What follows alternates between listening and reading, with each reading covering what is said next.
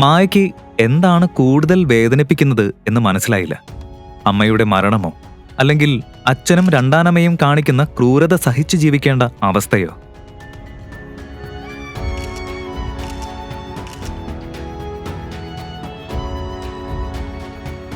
മായ,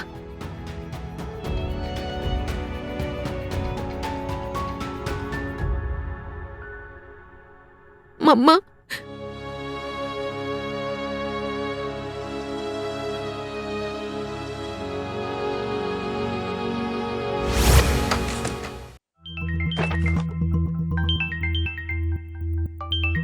hello, ദാ വരുന്നു.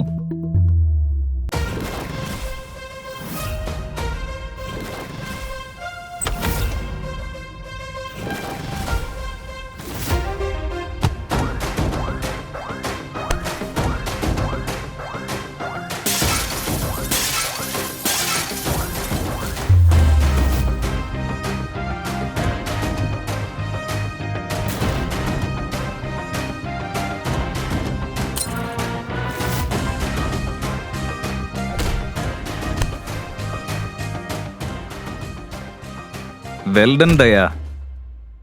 Sir,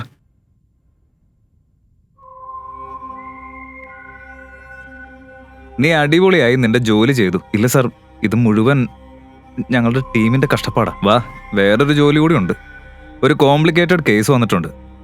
ഇത് ബലം ഉപയോഗിച്ചല്ല, നല്ലവണ്ണം ചിന്തിച്ച് തന്നെ നീ പരിഹരിക്കണം. എന്ത് തരത്തിലുള്ള കേസാണ് സർ? ലജ്വന്തി, എൻ്റെ കോളേജ് കാലത്തെ സുഹൃത്ത് എന്ന് തന്നെ പറയാം. ഇതാണ് അവളുടെ കൊച്ചുമകൾ മായ. ഈ പാവം പെൺകുട്ടി വലിയ പ്രശ്നങ്ങളിൽ പെട്ടിരിക്കുക. അവളുടെ സ്വന്തം കുടുംബാംഗങ്ങൾ പോലും അവളുടെ പിന്നാലെയുണ്ട്. ഒരു പെൺകുട്ടിക്ക് ഇത്രയും പ്രശ്നങ്ങളോ? പക്ഷെ എന്തിനാ സർ? പറയാം. ദയ, മായയുടെ അമ്മ ഒരു ചെറിയ ഫാർമസ്യൂട്ടിക്കൽ കമ്പനി ഓണറായിരുന്നു. ഇപ്പോൾ ആ കമ്പനിയിൽ എന്താണ് ഉള്ളതെന്നറിയില്ല. എല്ലാ പണക്കാരും രാഷ്ട്രീയക്കാരും എന്തിനേറെ അണ്ടർ വേൾഡും വരെ അതിലേക്ക് കണ്ണുവെച്ചിരിക്കുക. അത് വിട്ടേക്ക്, മായയുടെ സ്വന്തം അച്ഛനും ആ കമ്പനി കൈവശപ്പെടുത്താൻ നോക്കുക. അങ്ങനെയാണെങ്കിൽ സർ, നമ്മൾ ഉടൻ തന്നെ ആക്ഷൻ എടുക്കണം. ആക്ഷൻ എടുക്കുന്നതയാ, പക്ഷെ നമ്മുടെ രീതിയിൽ ഒരു മാറ്റം വേണം. ആദ്യം നമ്മൾ മായയുടെ കഥ അറിയണം. സർ, മായയുടെ കഥ എവിടെ നിന്നാണ് തുടങ്ങുന്നത്? അഥവാ ഈ കഥയുടെ ആദ്യ സൂത്രം എവിടെ നിന്നാ കിട്ടുക? മണാലി.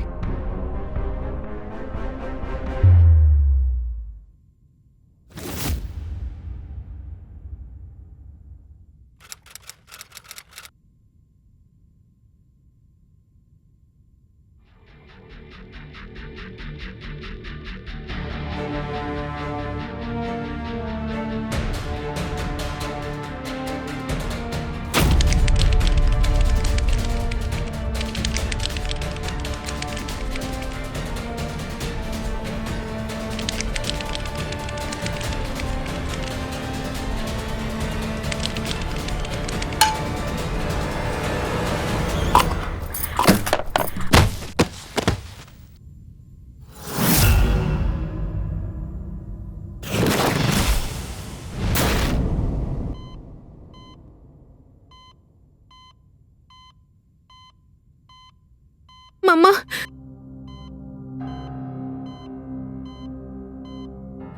മമ്മ എഴുന്നേൽക്ക്.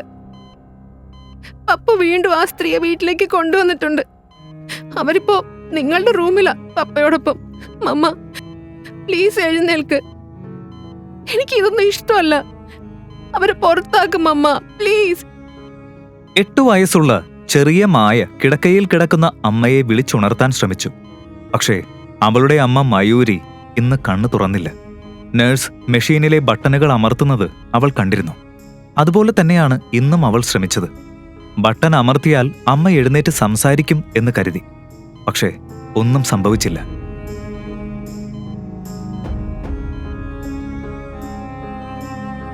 അതേസമയം മായയുടെ അമ്മമ്മ കടന്നു വന്നു.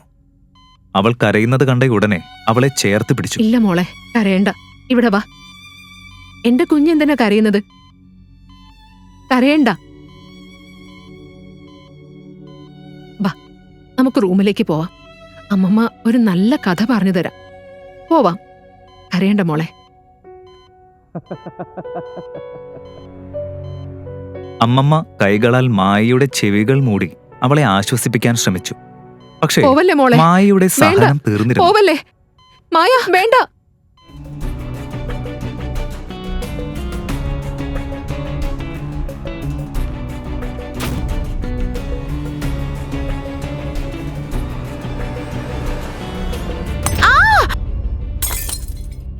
നിങ്ങൾ മോശം സ്ത്രീയാ. ഇതെന്റെ അമ്മയുടെ കിടക്കുക. ഇവിടെ നിന്ന് പുറത്തേക്ക് പോ. നീ ഓക്കെ ആണോ? എവിടെയെങ്കിലും വേദനയുണ്ടോ? ഡീ കുട്ടിപ്പിശാശേ, നിന്റെ നാവിന് അതിരില്ല. നിന്റെ അമ്മ അവിടെ പാതി മരിച്ച നിലയിൽ കിടക്കുമ്പോ നിന്നെ ഇന്ന് ഞാൻ വിടില്ല. ഇന്ന് ഞാൻ നിന്റെ നാവ് മുറിച്ചു കളയും, കേട്ടോ? നിന്റെ സമയം കഴിഞ്ഞു. ഇന്ന് നിന്റെ മരണം ഉറപ്പാ.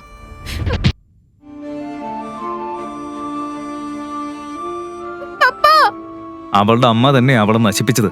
ഞാൻ എന്ത് ചെയ്യാനാ? അവളുടെ അമ്മ തന്നെയാണ് അവളെ ലാളിച്ച് വഷളാക്കിയത്. അമ്മ നശിപ്പിച്ചോ? ഇനി ഞാൻ എന്ത് ചെയ്യുമെന്ന് കണ്ടോ? മാലിനി, നീ എന്താ ചെയ്യുന്നത്? അവളെ കൊല്ലാനാണോ? ഹാ, കൊല്ലും. ഏയ്, അടങ്ങി നിൽക്ക്. നിനക്കെന്താ ബുദ്ധി നഷ്ടപ്പെട്ടോ? ദേ കേൾക്ക്, ഈ പെൺകുട്ടി നമുക്കൊരു ഗോൾഡ് മൈനാണ്. അവൾ തന്നെ നമ്മുടെ ലോട്ടറിയാണ്. ആ കമ്പനി അവളുടെ പേരില്ല. മാലിനി മിണ്ടാതെയായി. പക്ഷേ അവളുടെ പരിക്കിന്റെ വേദന അപ്പോഴും കുറഞ്ഞിരുന്നില്ല. Hey no, I can't believe this.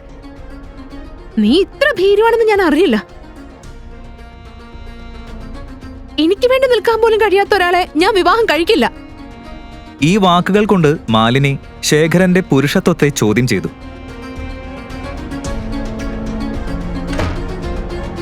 അതിൽ ക്രോധം നിറഞ്ഞ ശേഖരൻ നേരെ മായയിലേക്ക് നടന്നു. പപ്പ,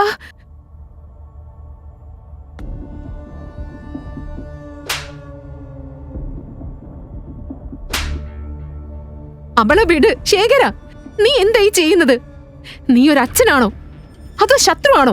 ആരെങ്കിലും സ്വന്തം കുട്ടി എങ്ങനെ അടിക്കൂ?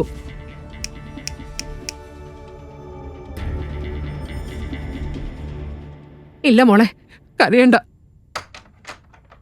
കരയണ്ട.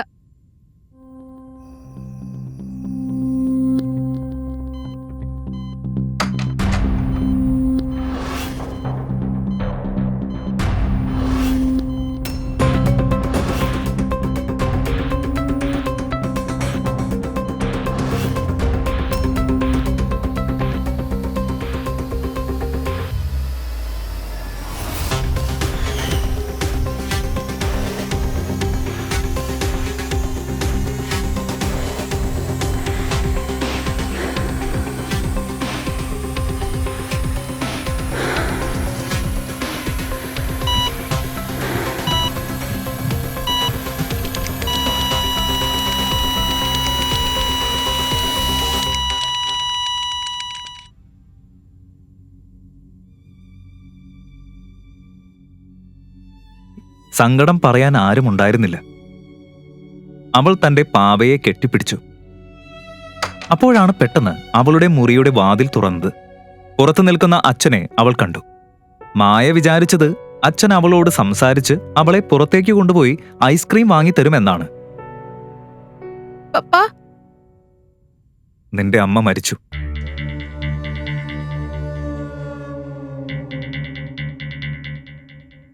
ഇനി ഒരിക്കലും തിരിച്ചു വരാത്ത രീതിയിൽ നിന്റെ അമ്മ ദൈവത്തിന്റെ അടുത്തേക്ക് എന്നേക്കുമായി പോയി. ഇനി ഞാൻ നിന്റെ അച്ഛൻ.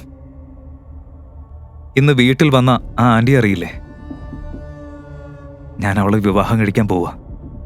അവളുടെ പേര് മാലിനി.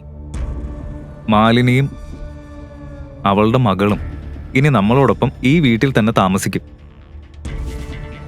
നാളെ മുതൽ അവർ പറയുന്നതെല്ലാം നീ കേൾക്കണം.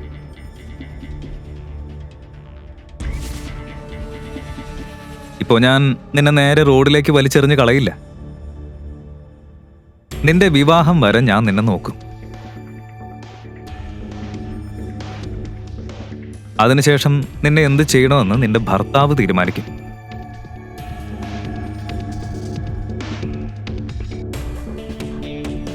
ഇത് ധരിക്കേ.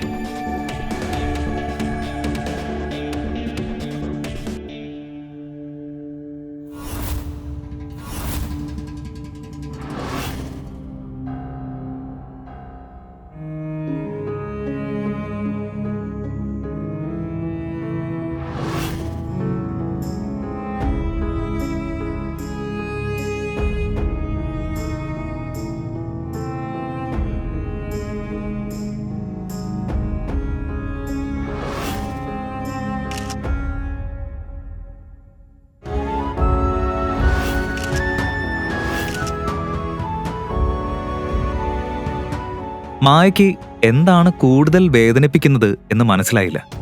അമ്മയുടെ മരണമോ അല്ലെങ്കിൽ അച്ഛനും രണ്ടാനമ്മയും കാണിക്കുന്ന ക്രൂരത സഹിച്ചു ജീവിക്കേണ്ട അവസ്ഥയോ?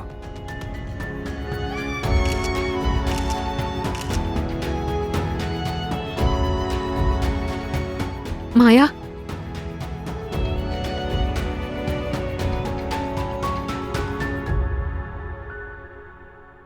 മമ്മ,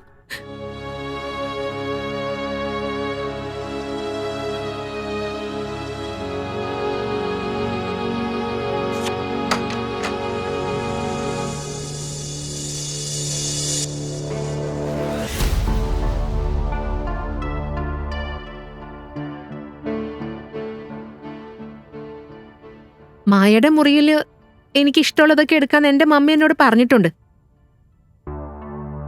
അതിന് നീയാരാ? ഞാൻ മൃദുല, നിന്റെ സ്റ്റെപ്പ് സിസ്റ്റർ. അയ്യോ, എന്റെ സ്റ്റെപ്പ് സിസ്റ്റർ അല്ല. എന്റെ ഫ്രണ്ട്സ് കേട്ട എന്നെ കളിയാക്കും. അതിനാൽ ഇന്നു മുതൽ ഞാൻ ഈ വീട്ടിലെ കൊച്ചു മുതലാളിയാ.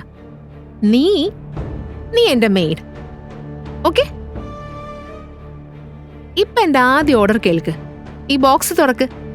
ഇതിൽ നിനക്കൊരു സർപ്രൈസ് ഉണ്ട്.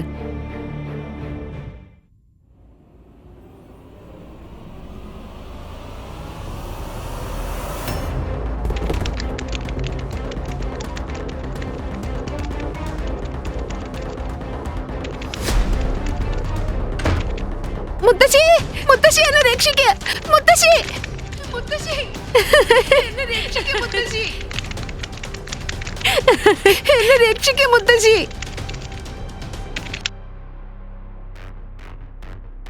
മായ, എന്താ മോളെ, നീ ഓക്കെ ആണോ? മുത്തശ്ശി എന്നെ രക്ഷിക്ക്. മുത്തശ്ശി. അതേസമയം മൃദുല മായയുടെ അമ്മമ്മ ആ വഴി വരുന്നത് കണ്ടു. മായ പെട്ടെന്ന് അവിടെ നിന്ന് ഓടി മാറി. മുത്തശ്ശി, മുത്തശ്ശി, മുത്തശ്ശി. അമ്മമ്മ വാതിൽ തുറന്നപ്പോൾ മായ ഒരു കോണിൽ ഇരിക്കുകയായിരുന്നു. അവളുടെ ചുറ്റും 4 പാമ്പ് പോലെ കുത്തുന്ന ചീങ്കണ്ണികൾ. മുത്തശ്ശി, മുത്തശ്ശി എന്നെ രക്ഷിക്കും. മുത്തശ്ശി. മായ, മുത്തശ്ശി, മുത്തശ്ശി എന്നെ രക്ഷിക്കും. മുത്തശ്ശി, ഇവിടെ വാ, എന്റെ അടുത്തേക്ക് വാ.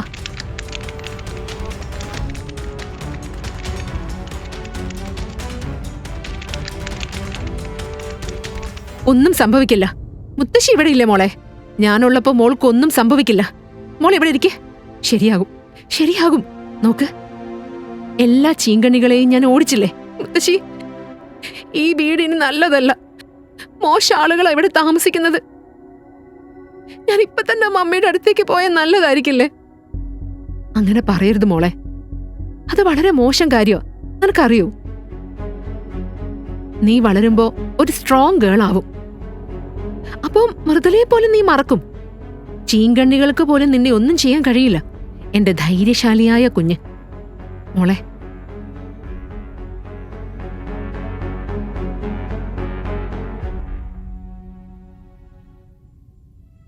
നിന്റെ അച്ഛൻ ഇനി എന്നെ ഈ വീട്ടിൽ താമസിക്കാൻ അനുവദിക്കില്ല. പക്ഷെ ഞാൻ പോകുന്നതിന് മുൻപ് നിന്റെ അമ്മ നിനക്കായി എന്തോ വിട്ടിട്ടുണ്ട്. അത് ഞാൻ നിനക്ക് തരും. ഇത് നിനക്ക് മാത്രമാണ്. ഇല്ല മുത്തശ്ശി, പ്ലീസ് എന്നെ വിട്ട് പോവരുത്. ഇല്ല മോളെ, നിന്നെ വിട്ടു പോവാൻ എനിക്ക് ഇഷ്ടമല്ല. പക്ഷേ നമുക്ക് സമയം വളരെ കുറവാ.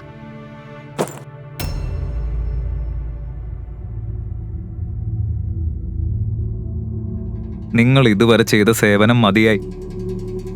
നിങ്ങളുടെ മയൂരി പോയി. ഇനി നിങ്ങളും പോയിക്കോ. മോനെ, ഇവളെ ഇങ്ങനൊരു അവസ്ഥയിൽ വിട്ട് ഞാൻ എങ്ങനെ പോകും? അവളുടെ അച്ഛനായ ഞാൻ ഇപ്പോഴും ജീവിച്ചിരിക്കുന്നുണ്ട്. അവളെക്കുറിച്ച് നിങ്ങൾക്ക് വിഷമമൊന്നും വേണ്ട. ഇവരുടെ സാധനങ്ങളെല്ലാം പാക്ക് ചെയ്യ്.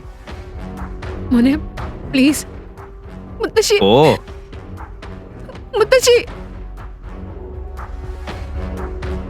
വേഗം പ്ലീസ്, വേഗം ആയിക്കോട്ടെ.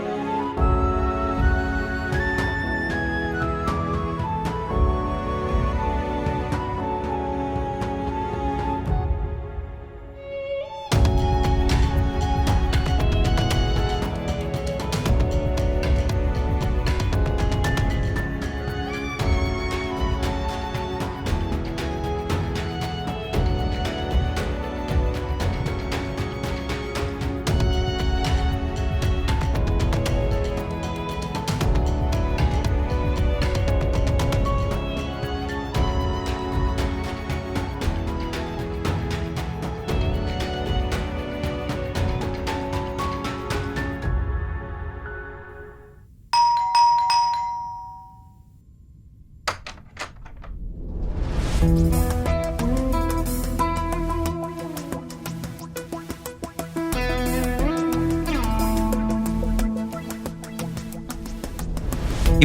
മാലിനിക്കും മൃദുലയ്ക്കും യാതൊരു നിയന്ത്രണവും ഉണ്ടായിരുന്നില്ല. അവർ ശേഖരന്റെ പണം വെള്ളം പോലെ ചിലവഴിക്കാൻ തുടങ്ങി. മായയ്ക്ക് ആ വീട് നരകത്തേക്കാൾ മോശമായി. വീട്ടിലെ എല്ലാ ജോലികളും അവൾക്കായിരുന്നു. അവളുടെ അവസ്ഥ കണ്ടിട്ട് ജോലിക്കാർക്ക് പോലും അവളോട് സഹതാപമായിരുന്നു. ഭക്ഷണം കഴിക്കുന്ന സമയത്തും കത്തിക്കരിഞ്ഞ ചപ്പാത്തിയായിരുന്നു അവൾക്ക് കൊടുത്തത്.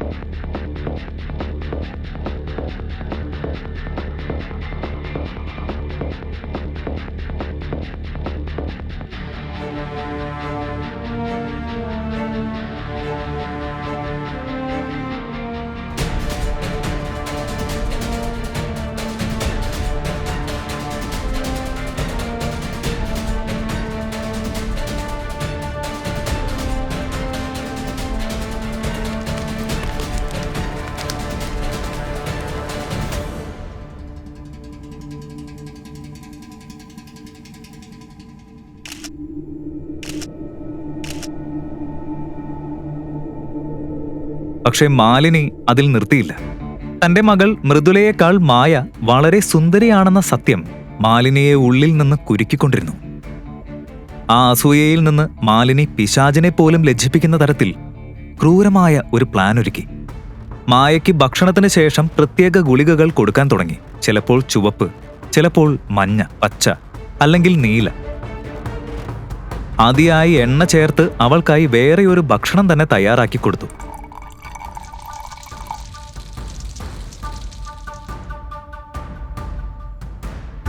മായയ്ക്ക് അത് കഴിച്ചതിന് പിന്നാലെ തന്നെ വയറുവേദന തുടങ്ങും. പക്ഷേ അവൾ ഒരു വാക്ക് പോലും പറഞ്ഞാൽ കവിളുകൾ ചുവന്നു പോകും വരെ അവളെ അടിക്കും. ഇനി അവളുടെ ജീവിതത്തിൽ എന്തായിരിക്കും സംഭവിക്കുക? മാലിനി അവൾക്ക് കൊടുത്ത മെഡിസിൻ എന്തായിരിക്കും? ഈ കഥയുടെ ബാക്കി അറിയാൻ കേൾക്കൂ ക്വീൻ പോക്കറ്റ് FM മലയാളത്തിൽ മാത്രം. Download the app now. Link in description.